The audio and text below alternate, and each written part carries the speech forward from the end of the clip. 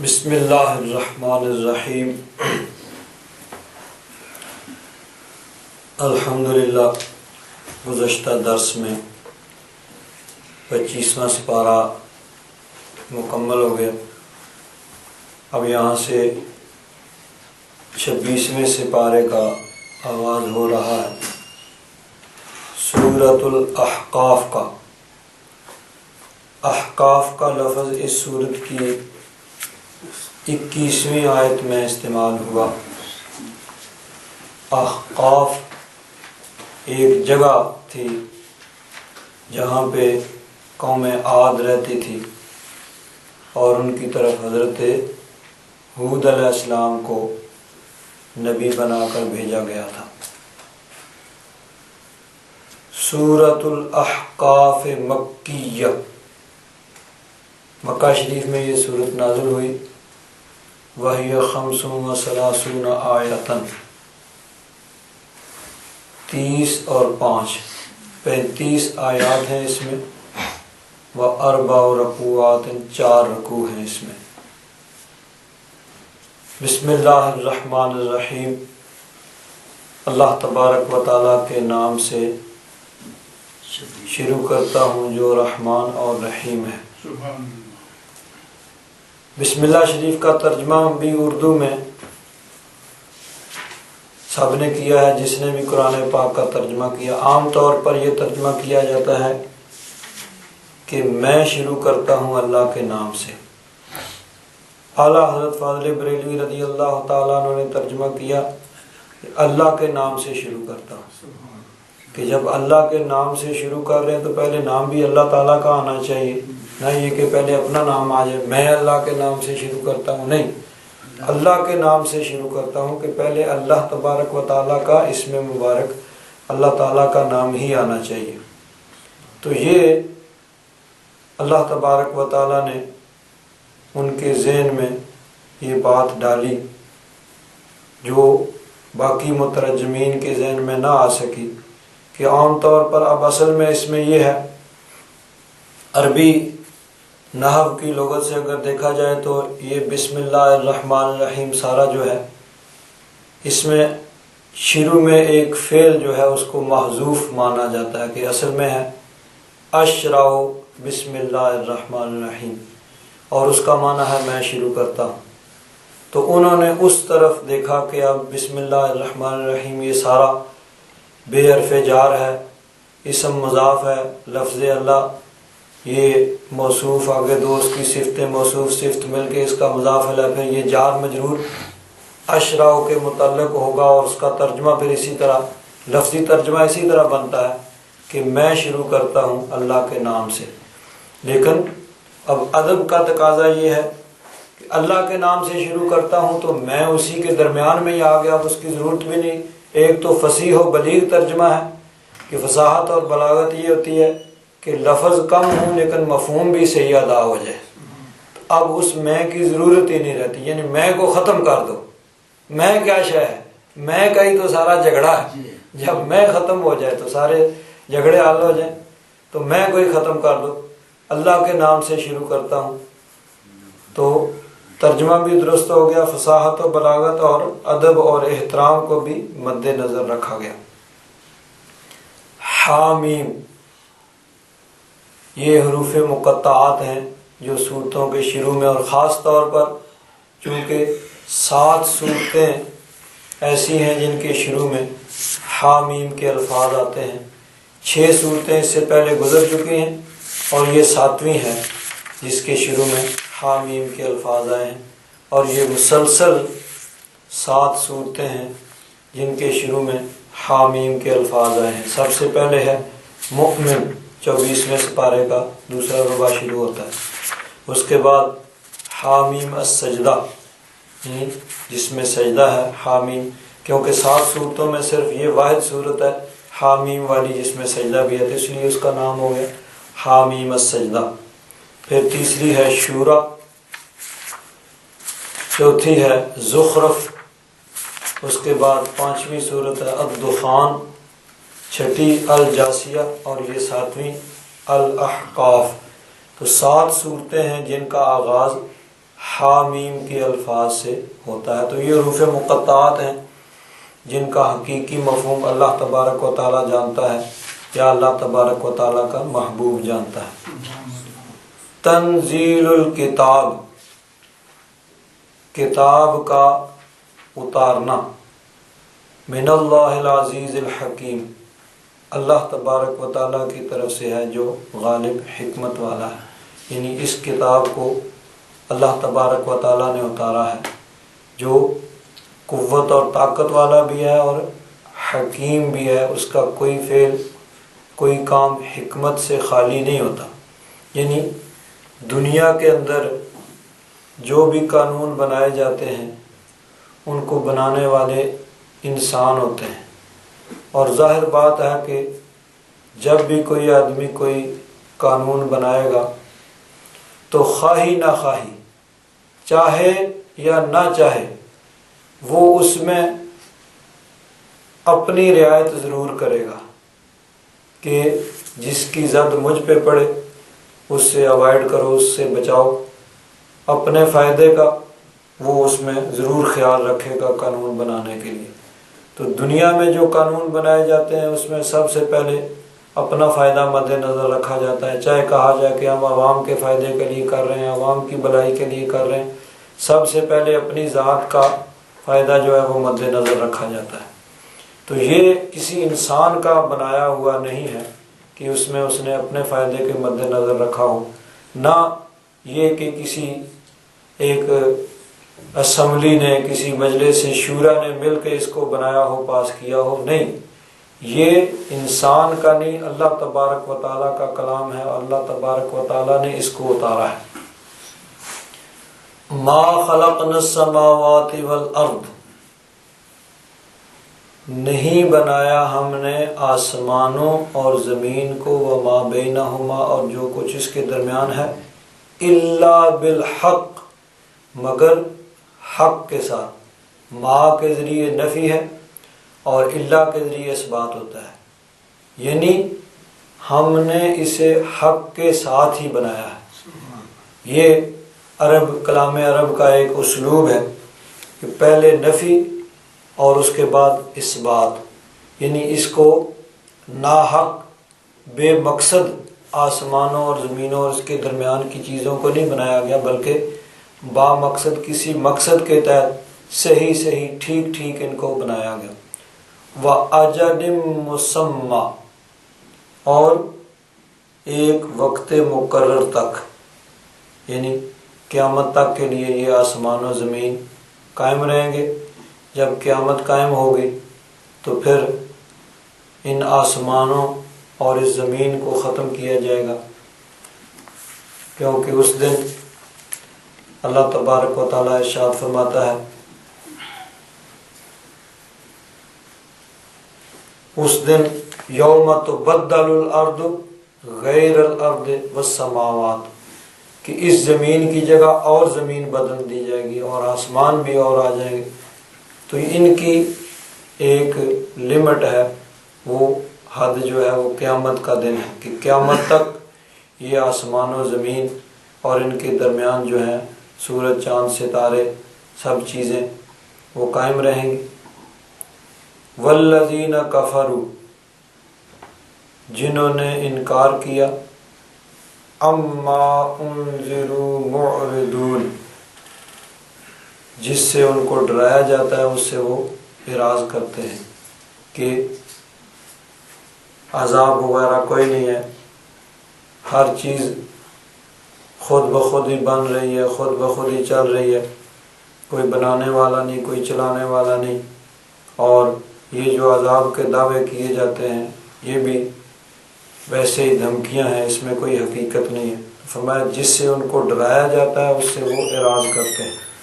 قل، محبوب فرما دو، ارأیتم، کیا تم نے دیکھا، حمزہ استفہام ہے سوال کرنے کے لیے، رأیتم، تم نے دیکھا، اصل میں یہ متوجہ کرنے کے لیے ہوتا ہے اور اس کا باب محاورہ ترجمہ ہوتا ہے، یہ تو بتاؤ، قل ارأیتم، محبوب ان سے کہو بتاؤ ذرا ما تدعون من دون اللہ، جن کو تم پکارتے ہو اللہ تبارک و تعالیٰ کو چھوڑ کر۔ من دون اللہ یہ ایک خاص اصطلاح ہے قرآن پاک کی جو بتوں کے لیے استعمال کی جاتی ہے۔ ما تدعون من دون اللہ، اللہ تبارک و تعالیٰ کے علاوہ جن کو تم پکارتے ہو۔ قرآن پاک کا اسلوب بھی یہ ہے کہ دعا یدعو کا معنی پکارنا، اور جب اس کے آگے من دون اللہ ہے تو معنی یہ ہوتا ہے کہ جن بتوں کی تم پوجا کرتے ہو۔ قل ارأیتم ما تدعون من دون اللہ، باماورا ترجمہ ہوگا محبوب فرما دو ذرا یہ تو بتاؤ کہ جن بتوں کی تم پوجا کرتے ہو ارونی ماذا خلقوا من الارض، مجھے دکھاؤ کہ انہوں نے زمین کا کون سا حصہ بنایا ہے، یعنی ان کو تم اللہ تبارک و تعالیٰ کی عبادت میں شریک کرتے ہو، کیونکہ مشرکین اللہ تبارک و تعالیٰ کو بھی کسی نہ کسی انداز میں مانتے تھے، مختلف ان کی قسمیں تھے، مختلف طرح کے لوگ تھے، بہرحال وہ بھی کسی نہ کسی انداز میں اللہ تبارک و تعالیٰ کو مانتے تھے، لیکن اس کے ساتھ ساتھ بتوں کو مانتے تھے، ان کی پوجا و پرستش بھی کرتے تھے، ان کو بھی خدا مانتے تھے، خدائی میں شریک مانتے تھے کہ مختلف قسم کے بت ہیں، یہ بارش برسانے والا ہے، یہ ہوا چلانے والا ہے، یہ جنگ میں فتح دینے والا ہے، وغیرہ وغیرہ مختلف انہوں نے مقرر کر رکھے تھے۔ تو اللہ تبارک و تعالیٰ نے فرمایا محبوب ان سے کہو ذرا یہ تو بتاؤ کہ جن کی تم پوجا و پرستش کرتے ہو اللہ تبارک و تعالیٰ کو چھوڑ کر، جن کو اللہ کی عبادت میں شریک کرتے ہو، ارونی ماذا خلقوا من الارض، دکھاؤ مجھے انہوں نے زمین کا کون سا حصہ بنایا ہے، ام لہم شرک فی السماوات، یا ان کی کچھ شرکت ہے آسمانوں کے بنانے میں، یعنی زمین کا کوئی حصہ ان بتوں نے بنایا ہے جن کی تم پوجا و پرستش کرتے ہو، معبودان باطلہ، انہوں نے زمین کا کوئی حصہ بنایا ہے یا ان کا آسمانوں کی تخلیق میں، آسمانوں کے بنانے میں ان کا کوئی حصہ ہے۔ یعنی شریک تو وہی ہوگا نا کہ جس نے ان چیزوں کے بنانے میں حصہ لیا ہو۔ جب اللہ تبارک و تعالیٰ آسمانوں اور زمینوں کو بنا رہا تھا تو ساتھ وہ بھی ہیلپر ہوتے، چلو بھائی کوئی چیز، کوئی اینٹ، کوئی روڑا پکڑا دو، گارا لے آؤ، یہ لاؤ، وہ لاؤ، فلاں چیز لے آؤ، کوئی ایسا ہیلپر ہوتا جو ساتھ مدد کرتا۔ اللہ تبارک و تعالیٰ بنا رہا ہے، اکیلا بنا نہیں سکتا، چلو بھائی ٹھیک ہے یہ مددگار ہے، یہ بھی تو بتاؤ کون سا حصہ انہوں نے آسمانوں اور زمینوں کا بنایا ہے۔ اللہ تبارک و تعالیٰ تو علی کل شیء قدیر ہے، اس کو تو ان چیزوں کی ضرورت نہیں ہے، نہ مٹی کی، نہ گارے کی، نہ اینٹوں کی۔ اللہ تبارک و تعالیٰ تو کن فرماتا ہے، تو اس کے لفظ کن فرمانے سے وہاں تو کن کی بھی حاجت نہیں ہے، وہ بھی ہمیں سمجھانے کے لیے ہے، ہم نے سمجھانے کے لیے ہے کہ اذا اراد شیئا ان یقول له کن فیکون، جب کسی چیز کا ارادہ فرماتا ہے تو فرماتا ہے کن فیکون، بس وہ ہو جاتی ہے۔ تو یہ کن کا لفظ جو ہے یہ بھی ہمیں سمجھانے کے لیے ہے، وہ تو وہاں تو اس کی بھی حاجت نہیں ہے۔ تو اللہ تبارک و تعالیٰ کو ان چیزوں کی حاجت نہیں ہے کہ کوئی مددگار ہو اور وہ مدد کرے ان کے بنانے میں۔ تو فرمایا ان سے کہو ذرا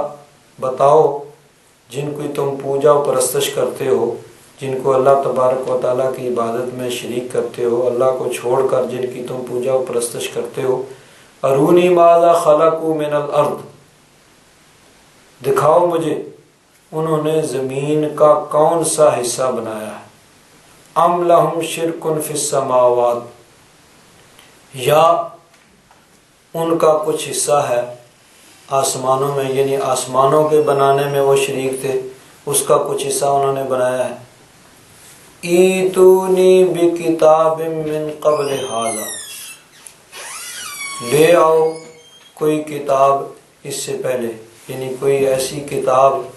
اللہ تبارک و تعالیٰ نے نازل کی ہو جس میں یہ ہو کہ یہ بھی آسمانوں اور زمینوں کے بنانے میں شریک تھے، انہوں نے اللہ تبارک و تعالیٰ کی مدد کی تھی آسمان و زمین کے بنانے میں۔ او اثارت من علم، یا علم کا کچھ بقیہ پرانا کوئی علم ہو، اس میں یہ بات ہو کہ یہ شریک تھے۔ ان کنتم صادقین، اگر تم سچے ہو تو کوئی دلیل اور ثبوت لاؤ کہ یہ آسمان و زمین کے بنانے میں شریک تھے۔ وَمَنْ أَضَلُّ، اور اس سے بڑھ کر گمراہ کون ہو سکتا ہے، مِمَّن يَدْعُو مِن دُونِ اللَّهِ، جو پکارے اللہ تبارک و تعالیٰ کو چھوڑ کر۔ دعا یدعو، یہ اگر با محاورہ ترجمہ کیا جائے تو اس کا معنی ہوتا ہے عبادہ یعبدو، کہ جو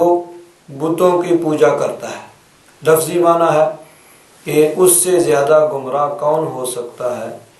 کہ جو من دون اللہ، اللہ تبارک و تعالیٰ کو چھوڑ کر دوسروں کو پکارتا ہے۔ من لا یستجیب لہ الی یوم القیامہ، جو اس کی پکار کو نہیں سن سکتا، اس کا جواب نہیں دے سکتا قیامت کے دن تک۔ وَهُمْ عَنْ دُعَائِهِمْ غَافِلُونَ، بلکہ وہ تو ان کی پکار سے ہی غافل ہیں، یعنی پتھر کے، لکڑی کے، سونے چاندی کے، دھات کے بت ہیں۔ اب ان بے جان مورتیوں کو کیا پتا کہ ان کو کوئی بلا رہا ہے، کوئی پکار رہا ہے، کوئی ان کو آواز دے رہا ہے، کوئی ان کی عبادت کر رہا ہے،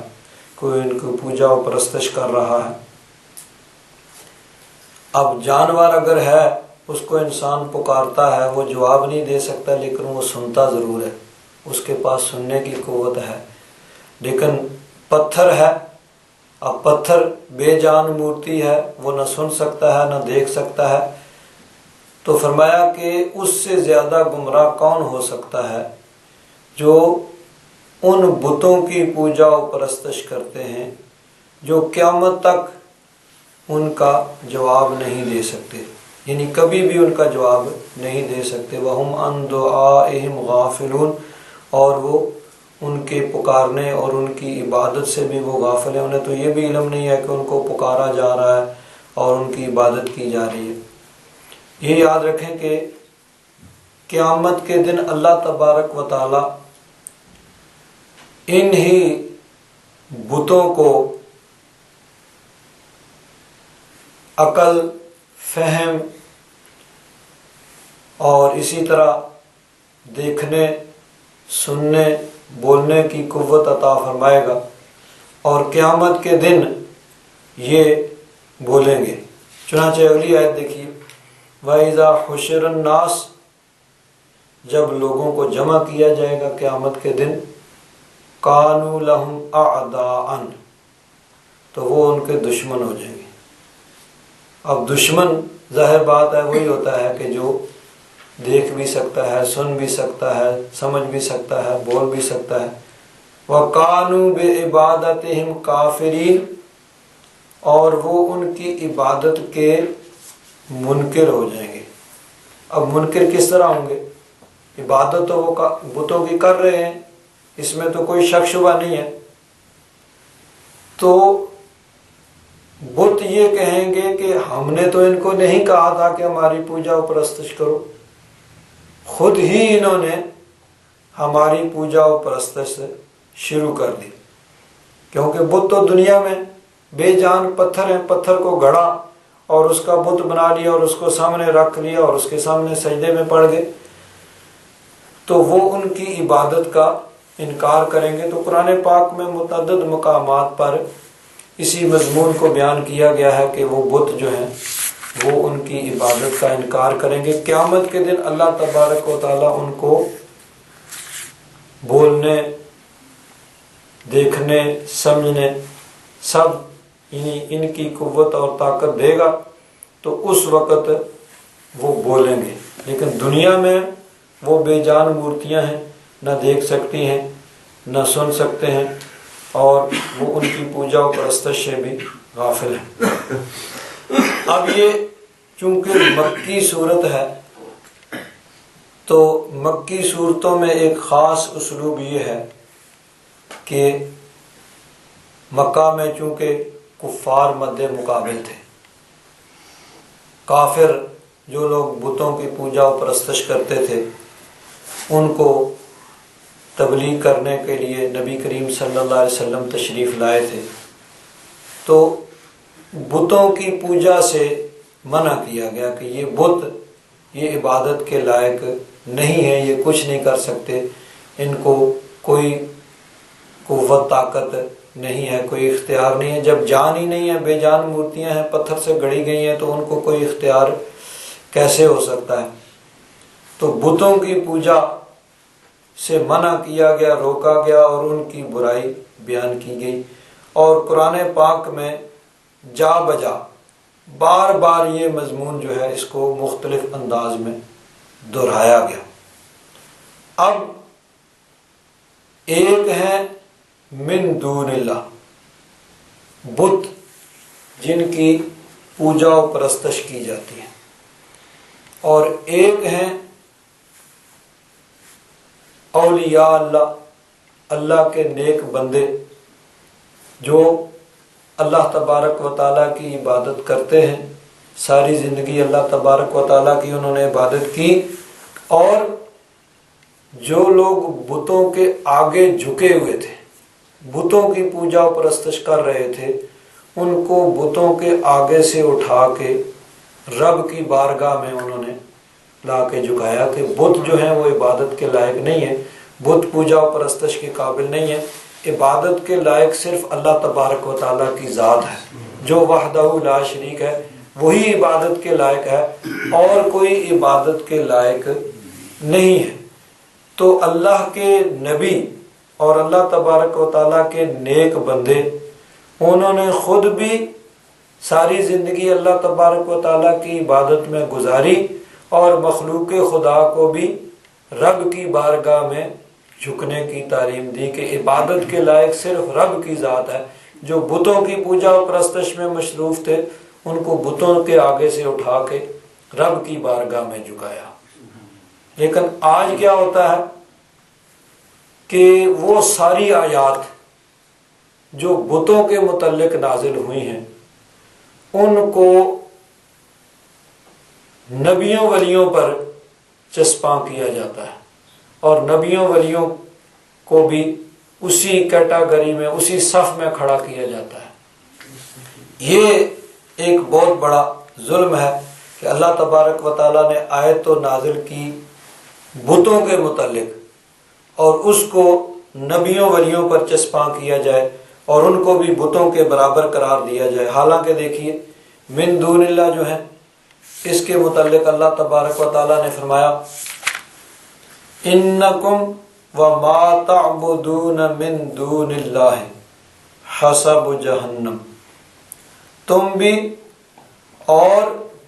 اللہ تبارک و تعالیٰ کے علاوہ جن کی تم پوجا و پرستش کرتے ہو، یعنی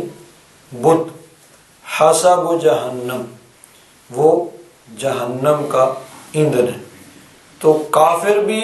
بت پرست بھی، اور جن بتوں کی وہ پوجا و پرستش کرتے ہیں، وہ سب کے سب جہنم کا ایندھن ہے۔ تو اب اگر کہیں دنیا میں کسی اللہ کے نیک بندے کی پوجا و پرستش کی بھی جائے، مثلا عیسائی جو ہے حضرت عیسیٰ علیہ السلام کو خدا مانتے ہیں، کسی نہ کسی انداز میں ان کی پوجا و پرستش بھی کرتے ہیں، کافروں نے یہ اعتراض بھی کیا تھا کہ اگر یہی بات ہے انکم وما تعبدون من دون اللہ حسب جہنم، سب کے سب تم بھی اور جن کی تم پوجا و پرستش کرتے ہو سب کے سب جہنم کا ایندھن ہے، تو عیسائیوں نے عیسیٰ علیہ السلام کو خدا مان لیا، یہودیوں کا ایک گروہ عزیر علیہ السلام کو اللہ کا یعنی شریک مانتا ہے، اللہ کا بیٹا مانتا ہے، تو کیا وہ بھی جہنم میں جائیں گے؟ اللہ تبارک و تعالیٰ نے اسی کے آگے فرمایا ان الذین سبقت لهم منا الحسنى، اولئک عنہا مبعدون، کہ جن کے لیے ہماری طرف سے پہلے بھلائی کا وعدہ ہو چکا وہ جہنم سے دور رہیں گے۔ لا یسمعون حسیسہا، وہ تو اس کی فنکار آواز بھی نہیں سن سکیں گے، اتنے دور ہوں گے، 500 سال کی مسافت تک اس کی جو ہے فنکار اس کے، یعنی وہ جو جس طرح وہ سانپ کی فنکار ہوتی ہے اس کی جہنم کی ایک آواز ہوگی تو وہ اس کو بھی نہیں سنیں گے۔ وَهُمْ فِي مَا اشْتَهَتْ أَنفُسُهُمْ خَالِدُونَ، وہ تو جہنم سے اتنے دور ہوں گے کہ جہاں ان کی جہنم کی آواز بھی نہ پہنچ سکے، اور وہ تو اللہ تبارک و تعالیٰ جو ان کو نعمتیں عطا فرمائے گا ان میں ہمیشہ ہمیشہ رہیں گے۔ تو اب مطلب کیا ہوا کہ عیسیٰ علیہ السلام نے یا حضرت عزیر علیہ السلام نے تو اللہ تبارک و تعالیٰ کی عبادت کا حکم دیا۔ اب اگر بعد میں کوئی ان کے ماننے کا دعویٰ کرتا ہے اور ان کو خدا مانتا ہے اور کسی طرح ان کی پوجا و پرستش کرتا ہے تو وہ تو جہنم کا حقدار ٹھہرے گا، لیکن اللہ کے نیک بندے جو ہیں ان کے لیے اللہ تبارک و تعالیٰ کی طرف سے وعدہ ہے۔ اور یہ بھی یاد رکھیے کہ جو کافروں کے بت جہنم میں جائیں گے وہ سزا کے لیے نہیں جائیں گے، کیونکہ بتوں کا تو کوئی قصور نہیں ہے، بت تو بے جان مورتیاں ہیں، تو سزا کے لیے نہیں بلکہ کافروں کی سزا کو بڑھانے کے لیے اور ان کی ذلت اور رسوائی کو زیادہ کرنے کے لیے، کہ جب دیکھیں گے کہ ہم تو جہنم میں آئے، جن کی ہم پوجا و پرستش کرتے تھے وہ بھی جہنم میں پڑے ہوئے ہیں، تو ان کی ذلت اور رسوائی اور ہو جائے گی، جہنم کا ایندھن ان کو بنایا جائے گا، یعنی ان کی جہنم کی آگ کو بھڑکانے کے لیے، سزا کے لیے نہیں۔ تو اللہ کے نیک بندے آج بھی اگر کہیں معاذ اللہ کوئی بدبخت کسی قبر کی پوجا و پرستش کرتا ہے، کوئی نیک بندہ اس کی قبر کی پوجا و پرستش کرتا ہے تو وہ مجرم ہے جو اس قبر کو سجدہ کر رہا ہے، ورنہ اللہ کے نیک بندے انہوں نے تو ساری زندگی اللہ تبارک و تعالیٰ کی عبادت کی اور اسی کا درس دیا۔ تو اللہ کے نیک بندے جو ہیں وہ تو اللہ تبارک و تعالیٰ کی عبادت کرنے والے اور اللہ تبارک و تعالیٰ کی عبادت کا درس دینے والے ہیں۔ لیکن اب یہ ہوتا ہے کہ آیتیں تو نازل ہوئی بتوں کے متعلق اور ان کو اللہ کے نیک بندوں پر چسپاں کیا جاتا ہے۔ انہی آیات کی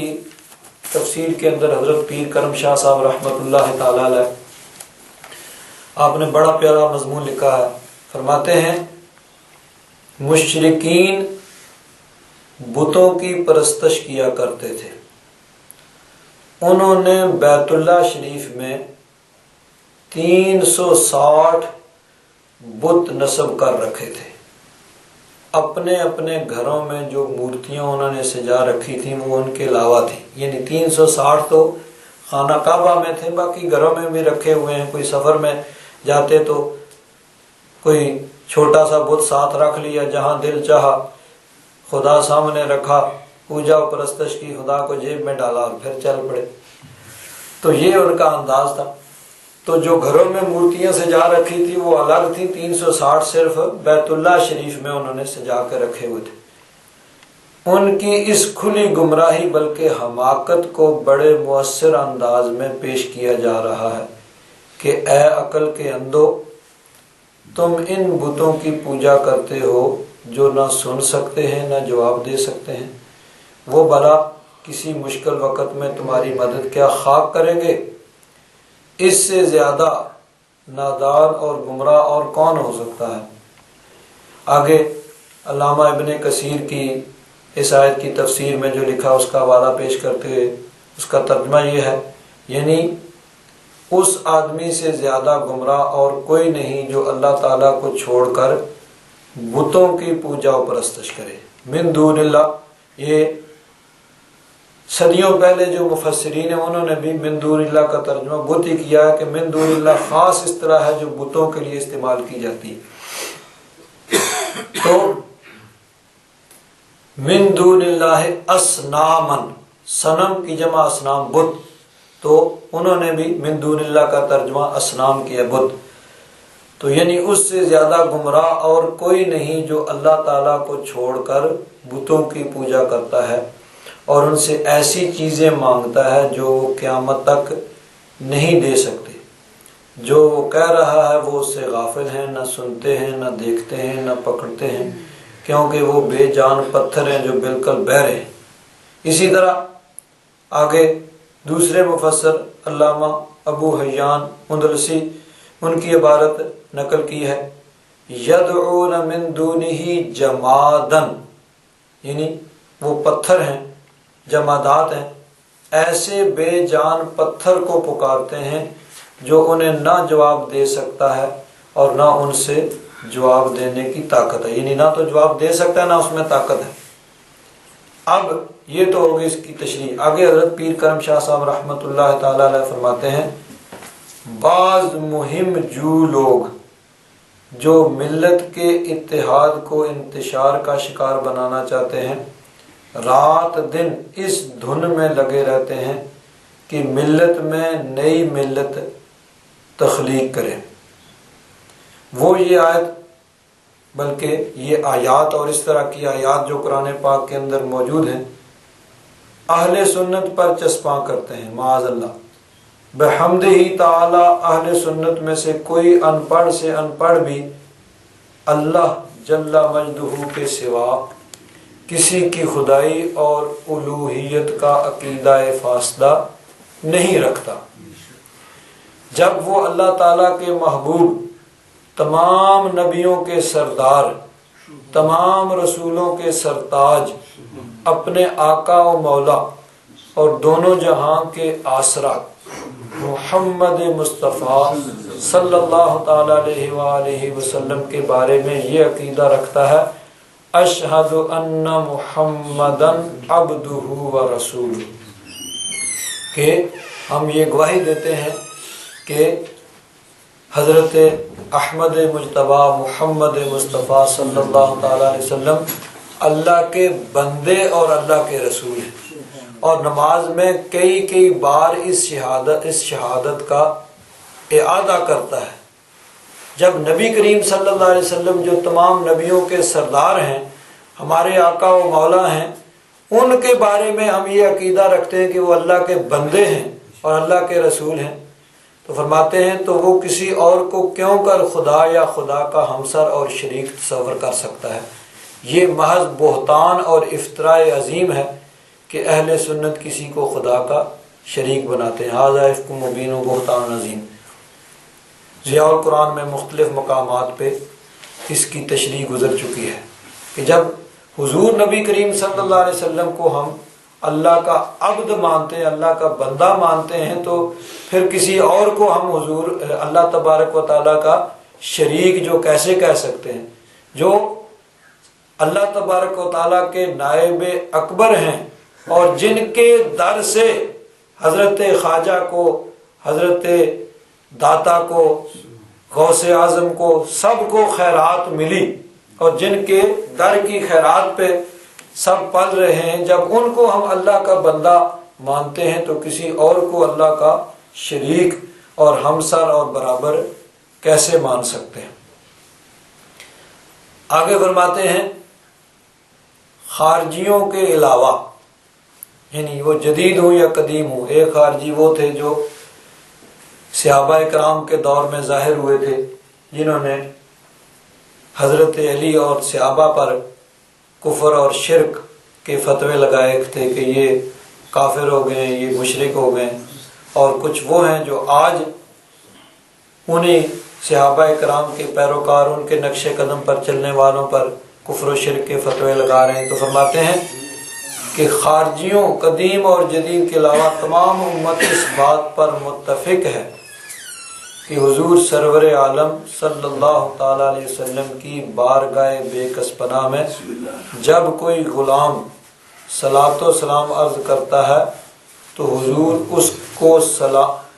سلام کا جواب فرماتے ہیں، جس کو خواص اپنے کانوں سے سنتے ہیں، یعنی جو خاص یعنی اولیاء اللہ ہیں وہ اس کو سنتے بھی ہیں اور لذت جواب سے سرشار ہوتے ہیں۔ آگے فرماتے ہیں مصر کے مشہور ولی کامل حضرت سید احمد رفاعی رحمت اللہ تعالی علیہ جب روضہ اقدس پہ حاضر ہوتے ہیں تو بصد ادب و نیاز عرض کی الصلاۃ والسلام علیک یا جدی. سب جو بھی حضور کی بارگاہ میں حاضر ہوتا ہے حضور کی بارگاہ میں صلاۃ و سلام کا نذرانہ پیش کرتا ہے. بعض لوگ یہ کہتے ہیں کہ دور سے نہیں پڑھ سکتے، لیکن وہاں وہ بھی پڑھتے ہیں. وہ کہتے ہیں وہاں جا کے پڑھ سکتے ہیں، یہاں سے نہیں پڑھتے، یہاں سے نہیں پڑھ سکتے. تو وہاں تو سب پڑھتے ہیں، تو انہوں نے بھی جا کے یہی عرض کیا الصلاۃ والسلام علیک یا جدی. نہ عام طور پر الصلاۃ والسلام علیک یا رسول اللہ یا حبیب اللہ کہا جاتا ہے، تو انہوں نے یہ عرض کیا اے میرے جد امجد، اے میرے نانا پاک. حضور کی آل پاک میں تھے تو انہوں نے عرض کیا اے میرے جد امجد، اے میرے نانا پاک، آپ پر صلاۃ و سلام ہو. تو روضہ اقدس سے جواب آیا وعلیک السلام یا ولدی، اے میرے بیٹے تجھ پر سلام. یہ سن کر آپ پر وجد کی کیفیت طاری ہوگی. اور اس حدیث پاک کو، یعنی یہ جو واقعہ ہے، اس کو بڑے بڑے محدثین کرام نے نقل کیا ہے.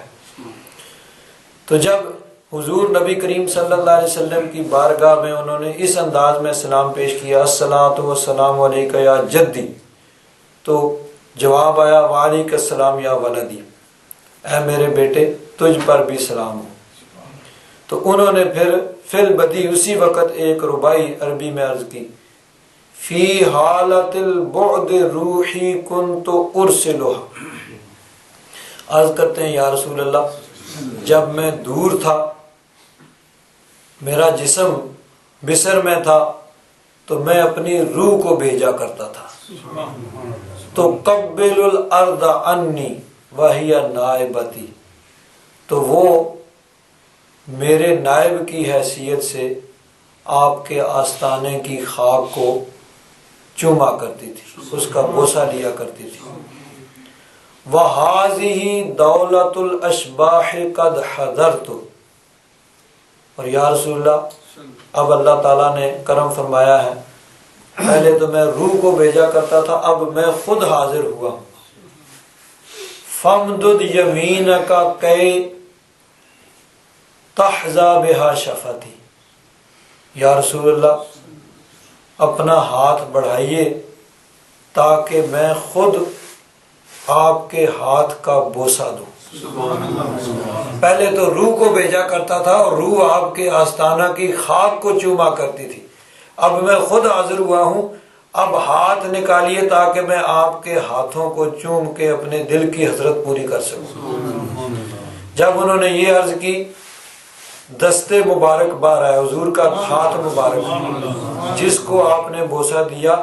ہزارہا آدمیوں نے اس کو دیکھا. یعنی سب لوگ موجود ہیں اور سب کی موجودگی میں قبر انور سے حضور کے مزار مبارک سے حضور کا ہاتھ باہر آیا اور انہوں نے چوما، سب نے دیکھا بھی. آگے فرماتے ہیں اس واقعہ کو دیگر علماء کے علاوہ علامہ سیوطی، جلال الدین سیوطی رحمۃ اللہ تعالی علیہ نے شرح الصدور میں نقل کیا. اور علامہ جلال الدین سیوطی رحمۃ اللہ تعالی علیہ وہ بزرگ ہیں کہ جنہوں نے بار بار جاگتے ہوئے نبی کریم صلی اللہ علیہ وسلم کا دیدار کیا، تو انہوں نے بھی اس کو نقل کیا. اور آگے فرماتے ہیں اشرف علی تھانوی صاحب نے بھی اپنے رسائل میں اس واقعہ کو نقل کیا ہے. تو جب انہوں نے نقل کر دیا تو اب کوئی انکار کی کہیں سے گنجائش نہیں رہ جاتی. آگے فرماتے ہیں کہ حضور نبی کریم صلی اللہ علیہ وسلم کو پکارنا اور حضور کا دستگیری فرمانا یہ مسلم ہے، صحابہ کرام کے دور سے چلا آ رہا ہے کہ حضور کو پکارا جاتا ہے اور حضور کو اللہ تبارک و تعالیٰ نے اپنے فضل سے یہ اختیار دیا ہے کہ حضور دستگیری فرماتے ہیں. بت جو ہیں، بتوں کو کوئی اختیار اللہ تعالیٰ نے نہیں دیا، وہ کوئی مدد نہیں کر سکتے. تو جن کو اللہ تبارک و تعالیٰ نے اپنے فضل سے قوت طاقت دی ہے وہ مدد فرماتے ہیں. حضرت امام شرف الدین بوسیری رحمۃ اللہ تعالی علیہ جنہوں نے قصیدہ بردہ شریف لکھا ہے، وہ فرماتے ہیں کہ ان کو فالج کا مرض لاحق ہوا، آدھا جسم جو ہے وہ بیکار ہو گیا. اب انہوں نے بہت سے ڈاکٹروں اور طبیبوں سے علاج کروایا، اور اس کے علاوہ جو ہے مساج وغیرہ بھی کرواتے رہے۔ اگر آج کے دور میں ہوتے تو شاید ڈاکٹر صاحب کے پاس آتے۔ بہرحال جو بھی اس زمانے میں علاج موجود تھا انہوں نے کروایا، جو بھی طبیب جو بھی حکیم موجود تھے، لیکن کوئی فائدہ نہیں ہوا۔ بالآخر انہوں نے اپنے آقا کی بارگاہ میں عرض کیا، حضور نبی کریم صلی اللہ علیہ وسلم کی بارگاہ میں اپنا استغاثہ انہوں نے پیش کیا۔ تو جب انہوں نے وہ قصیدہ لکھا، قصیدہ بردہ شریف، اس کے اندر وہ کیا لکھتے ہیں، یا اکرم الخلق مالی من الوذ بہ، اے ساری مخلوق سے زیادہ سخی، زیادہ عزت والے، مصائب و آلام کے وقت حضور کے بغیر میں کس کے دامن میں پناہ لوں؟ مالی من الوذ بہ سواک عند حلول الحادث العامہ میں، کہ جس وقت مصائب اور حوادث اور تکالیف ہجوم کر کے مجھ پہ پڑ جائیں تو آپ کے علاوہ کس کے دامن میں پناہ لوں؟ سارے دنیا کے ڈاکٹروں، حکیموں، طبیبوں نے جواب دے دیا، اب آپ ہی کرم فرمائیں گے۔ تو جب حضور کی بارگاہ میں یہ عرض کیا تو اب رات کو خواب دیکھتے ہیں، خواب میں حضور نبی کریم صلی اللہ علیہ وسلم کی زیارت نصیب ہوئی، حضور تشریف لائے، حضور نبی کریم صلی اللہ علیہ وسلم نے اپنا دست مبارک ان کے جسم پہ پھیرا، فوراً شفا یاب ہو گئے اور جسم بالکل درست ہو گیا۔ حضور نے ان سے وہ قصیدہ سنا۔ اب جب بیدار ہوتے ہیں، جاگتے ہیں تو جسم بالکل درست ہے، بیماری کا نام و نشان نہیں ہے، اور خواب کے اندر ہی حضور نے انعام کے طور پر ایک چادر عطا فرمائی تھی، اس قصیدے کا انعام۔ تو جب جاگتے ہیں تو وہ چادر بھی موجود ہے جو خواب میں دی گئی ہے، اسی لیے اس قصیدہ کا نام ہی ہو گیا قصیدہ بردہ شریف۔ برد عربی میں چادر کو کہتے ہیں، جس کے انعام کے طور پر چادر ملی تھی، تو وہ چادر بھی موجود ہے۔ اب یہ قصیدہ بردہ شریف تمام بزرگ جو ہے اس کو برکت کے لیے پڑھتے ہیں اور وظائف کے طور پر بھی پڑھتے ہیں، اور سب نے اس واقعہ کو لکھا ہے۔ اور اشرف علی تھانوی صاحب، ان کا یہ حوالہ دیا گیا ہے مطبوعہ دیوبند، صفحہ ان کی جو نشر الطیب کتاب، صفحہ نمبر 232، اس پہ انہوں نے اس واقعہ کو لکھا، اور اس کے بعد لکھتے ہیں، اور یہ اپنے گھر سے نکلے تھے کہ ایک درویش سے ملاقات ہوئی، حضرت شرف الدین بصیری رحمۃ اللہ تعالی علیہ، صحیح درست ہو جاتے ہیں، بالکل ٹھیک ہو جاتے ہیں۔ پہلے صاحب فراش تھے، بستر پہ پڑے ہوئے ہیں کہ آدھا جسم فالج زدہ ہے، اٹھ نہیں سکتے۔ اب حضور نے خواب میں ہاتھ پھیرا، سارا جسم ٹھیک ہو گیا، ٹھیک ہو گئے، گھر سے باہر نکلے تو باہر ایک درویش سے ملاقات ہوئی۔ اس نے درخواست کی کہ مجھ کو وہ قصیدہ سنا دیجئے جو آپ نے مدح نبوی میں کہا ہے، حضور کی شان میں جو قصیدہ لکھا ہے وہ مجھے سنائیں۔ انہوں نے کہا کون سا قصیدہ؟ میں نے تو بہت سے لکھے ہیں۔ اس نے کہا کہ جس کا پہلا شعر ہے امن تذکر جیران بذی سلام، یہ مجھے سنائیے۔ تھانوی صاحب کہتے ہیں ان کو تعجب ہوا، کیونکہ انہوں نے کسی کو اطلاع نہیں دی تھی، کسی کو نہیں بتایا تھا کہ یہ قصیدہ کل ہی لکھا ہے، کسی کو نہیں بتایا۔ تو میں نے تو کسی کو بتایا نہیں، تو اس درویش کو کہاں سے پتا چل گیا کہ میں نے یہ قصیدہ لکھا ہے اور اس کا پہلا یہ شعر؟ تو انہوں نے کہا بھئی تمہیں کیسے پتا؟ میں نے تو کسی کو بتایا نہیں۔ تو اس درویش نے کہا اللہ کی قسم، میں نے اس کو اس وقت سنا جب یہ حضور صلی اللہ علیہ وسلم کی خدمت میں پڑھا جا رہا تھا اور آپ خوش ہو رہے تھے۔ تو جس وقت آپ حضور کو سنا رہے تھے اس وقت حضور کی کچہری میں بھی موجود تھا اور میں بھی سن رہا تھا، اس لیے وہ قصیدہ جو ہے مجھے عطا فرما دے۔ تو اللہ کے پیاروں کو اللہ تبارک و تعالی قوت اور طاقت دیتا ہے، اور وہ اللہ تبارک و تعالیٰ کی عطا کردہ قوت سے وہ مدد بھی فرماتے ہیں۔ بتوں کو کوئی طاقت اور قوت اللہ تعالیٰ نے نہیں دی تو وہ کوئی مدد نہیں کر سکتے، وہ تو جہنم کا ایندھن بنیں گے، اور وہ بھی جہنم کا ایندھن اس لیے کہ مشرکین جو ہیں وہ اور زیادہ ذلیل و رسوا ہوں کہ ہم تو جہنم میں آئے، جن کی ہم پوجا و پرستش کرتے تھے وہ بھی جہنم میں پڑے ہوئے ہیں۔ تو اللہ کے نیک بندے جو ہیں ان کو اللہ تبارک و تعالیٰ قوت اور طاقت دیتا ہے۔ اور آگے ایک اور بات حضرت پیر کرم شاہ صاحب رحمۃ اللہ تعالی علیہ اسی مضمون کے اندر انہی آیات کی تفسیر میں لکھتے ہیں، اب یہ جو ہمارے بر صغیر میں یہ جو مختلف فرقے بنے ہیں اور مختلف یہ جو جب جھگڑا چل رہا ہے، اس کی بنیاد جو پڑی ہے وہ ہے ایک شخص تھا سید احمد بریلوی اس کا نام تھا، اور اس کا مرید تھا شاہ اسماعیل دہلوی۔ یہ دونوں ہیں جن کی وجہ سے انہوں نے بہت سی ایسی چیزیں لکھی جو بے ادبی اور گستاخی کے زمرے میں آتی تھیں، جن سے آگے پھر مختلف لڑائیاں جھگڑے شروع ہوئے۔ تو پیر صاحب فرماتے ہیں آخر میں شاہ اسماعیل دہلوی کی یہ عبارت بھی پیش نظر رکھیے، وہ اپنے پیر سید احمد بریلوی کے متعلق لکھتے ہیں کہ حضرت غوث الاعظم اور حضرت بہاؤالدین نقشبند رحمت اللہ تعالی علیہما نے ان کو بیک وقت قادری اور نقشبندی سلسلہ کا فیض بخشا۔ چشتی سلسلہ سے اصول فیض و نسبت کے متعلق دہلوی صاحب لکھتے ہیں، آگے فارسی کی ایک عبارت ہے یہ صراط مستقیم کے حوالے سے، آگے اس کا ترجمہ یہ ہے، یعنی ایک دن سید احمد صاحب حضرت خواجہ خواجگان خواجہ قطب الاقطاب بختیار کاکی رحمت اللہ تعالی علیہ کے مزار مبارک پر تشریف لے گئے اور وہاں مراقبہ میں بیٹھے، یعنی پہلے ٹھیک تھے، جس وقت پہلے جایا کرتے تھے، بعد میں پھر کہا نہیں یہ شرک ہے، بدعت ہے۔ اسی اثناء میں اب یہ بات کہاں تک درست ہے، یہ دروغ بر گردر راوی لکھا ہے،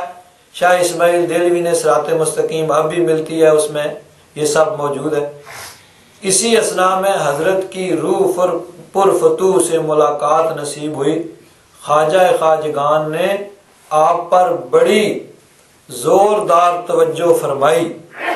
اس توجہ کی برکت سے نسبت چشتیہ کے حصول کی ابتدا ہوئی۔ وہ قبر والے وہ توجہ فرما رہے ہیں اور نسبت چشتیہ دے رہے ہیں، حضرت غوث پاک خود آ کے قادری جو ہے وہ نسبت دے رہے ہیں، کیونکہ قادری سلسلہ حضرت غوث پاک سے چلتا ہے، اور نقشبندی سلسلہ جو ہے وہ اس کے یعنی حضرت شاہ نقشبند وہ حضرت خواجہ بہاؤالدین نقشبند ان سے چل رہا ہے، تو وہ بھی آتے ہیں اور خود ان کو نسبتیں دے رہے ہیں۔ اب کہاں تک سچ ہے وہ جانے، لیکن کم از کم یہ تو مان لیا کہ وہ بزرگ سینکڑوں ہزاروں سال بعد بھی آ کے نسبتیں دیتے ہیں، آ کے دستگیری فرماتے ہیں۔ تو جب ماننے پہ آئے اپنے لیے تو سب مان جائیں، اپنے بڑوں کے لیے کہ ان کو آ کے نسبتیں بھی دیں، اور ان کو قادری بھی نسبت مل گئی، نقشبندی بھی مل گئی، چشتی بھی مل گئی، ساری مل گئی، اور جب انکار کرنے پہ آئے تو سب کو معاذ اللہ جہنم کا ایندھن بنا دیں۔ تو یہ بت ہیں جو کافروں نے وہاں خانہ کعبہ میں سجا کے رکھے ہوئے تھے، جن کی پوجا و پرستش کی جاتی تھی۔ اللہ تبارک و تعالیٰ نے ان کی مذمت بیان فرمائی کہ یہ بت عبادت کے لائق نہیں ہیں، اور نہ یہ کچھ سن سکتے ہیں، نہ یہ جواب دے سکتے ہیں، عبادت کے لائق بھی نہیں ہیں،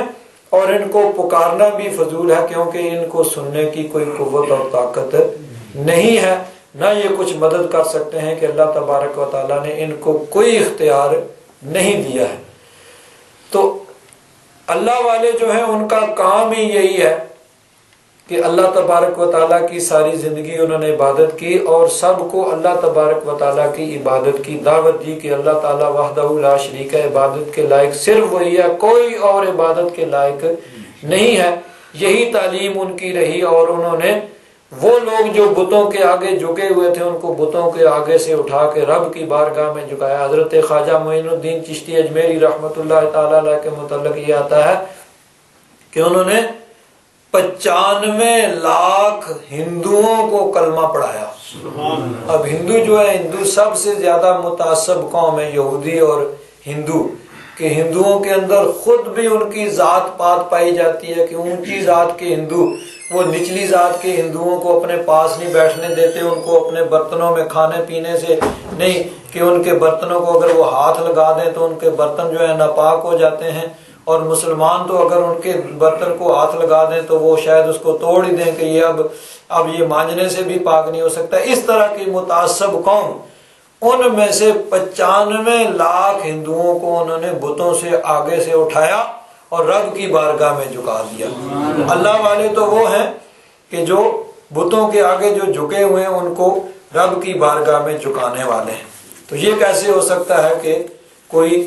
ان کی پوجا و پرستش کرے یا وہ کسی کو اللہ کو چھوڑ کر اپنی عبادت کی دعوت دیں؟ ہاں، جہاں تک اللہ والوں کو پکارنے کا تعلق ہے، وہ اس پہ تمام امت کا اتفاق ہے کہ اللہ تبارک و تعالیٰ کے پیارے جو ہیں، اللہ تبارک و تعالیٰ ان کو قوت اور طاقت دیتا ہے، اور اللہ تبارک و تعالیٰ کی دی ہوئی قوت اور طاقت سے وہ مدد بھی کرتے ہیں۔ اور دیکھیے قرآن پاک جو ہے وہ 1400 سال زیادہ عرصہ پہلے اترا، اور احادیث مبارکہ نبی کریم صلی اللہ علیہ وسلم کے ارشادات بھی ہیں۔ 1300 سال تک تو اس پر امت کا اتفاق رہا، کوئی اختلاف نہیں رہا۔ بعد میں اختلاف پیدا ہوا، تو اب یہ اختلاف جو ہے، اس طرح کی باتیں یہ آج کے دور کی پیداوار ہیں۔ یا تو یہ ہے کہ پہلے 1300 سال وہ سارے گمراہ ہی رہے، ان کو تو کوئی علم نہیں تھا، ان کو تو قرآن و حدیث کی سمجھ نہیں آئی، صحابہ کرام بھی معاذ اللہ گمراہ ہی رہے تھے، اور معاذ اللہ نبی کریم صلی اللہ علیہ وسلم بھی شرک کی تعلیم دیتے رہے، اور اللہ تبارک و تعالیٰ بھی قرآن پاک میں شرک کی تعلیمیں دیتا رہا۔ آج لوگوں کو شرک کی حقیقت جو ہے اس کا علم ہوا، اور پچھلے سارے گمراہ تھے۔ یا یہ ہے کہ ان کو غلطی لگی اور انہوں کو قرآن و حدیث کی صحیح سمجھ نہیں آئی، اور یہ جو ہے وہ رستے سے بہک گئے۔ تو یہی بات ہے کہ امت ساری جو ہے وہ حق ہے، درست ہے، اور اللہ تبارک و تعالیٰ نے قرآن پاک میں شرک کی تعلیم نہیں دی ہے، بلکہ شرک کی جڑ کو کاٹا ہے۔ نبی کریم صلی اللہ علیہ وسلم نے بھی شرک کی جڑ کو کاٹا ہے، صحابہ کرام نے بھی قرآن و حدیث سے یہی سمجھا ہے۔ تو اگر اس کے خلاف کسی کا کوئی عقیدہ اور نظریہ ہے تو وہ اس کی غلطی ہے، اس کو اپنا عقیدہ اور نظریہ جو ہے اس کو درست کرنا چاہیے، نہ یہ کہ ساری امت کو کہا جائے کہ وہ ساری امت گمراہ ہے۔ حضور نبی کریم صلی اللہ علیہ وسلم کی امت جو ہے وہ گمراہ نہیں ہو سکتی۔ حضور کا فرمان ہے کہ میری اجتماعی طور پر ساری امت گمراہ نہیں ہو سکتی، ہاں گمراہ فرقے اس میں نکلتے رہیں گے۔ ہر دور میں گمراہ فرقے جو ہیں شروع میں بھی آئے، کبھی خلق قرآن کا مسئلہ اٹھا، کبھی کوئی آیا کبھی کوئی آیا، تو فرمایا ان میں یہ یعنی فرقے نکلتے رہیں گے، حتیٰ کہ آخری گمراہ فرقہ جو ہے وہ جا کے دجال کے ساتھ مل جائے گا۔ اس دور میں بھی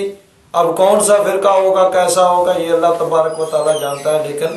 گمراہ فرقہ جا کے دجال کی پارٹی میں، اس کی جماعت میں جا کے شامل ہو جائے گا۔ تو اس طرح ہر دور میں گمراہ فرقے جو ہیں وہ نکلتے رہے ہیں، لیکن حضور کی امت اجتماعی طور پر جو ہے وہ نہ کبھی گمراہ ہوئی ہے اور نہ ہو سکتی ہے۔ ہمیشہ حضور کی امت جو ہے وہ حق پہ اور صحیح رستے پہ رہی ہے، اس میں گمراہ فرقے جو ہیں نکلتے رہے ہیں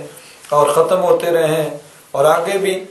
قیامت تک جو ہے وہ نکلتے رہیں گے اور ختم ہوتے رہیں گے، اور آخری جو ہے وہ جا کے دجال کے ساتھ شامل ہو جائے گا۔ اللہ تبارک و تعالی ہم کو راہ راست پہ رہنے کی توفیق عطا فرمائے۔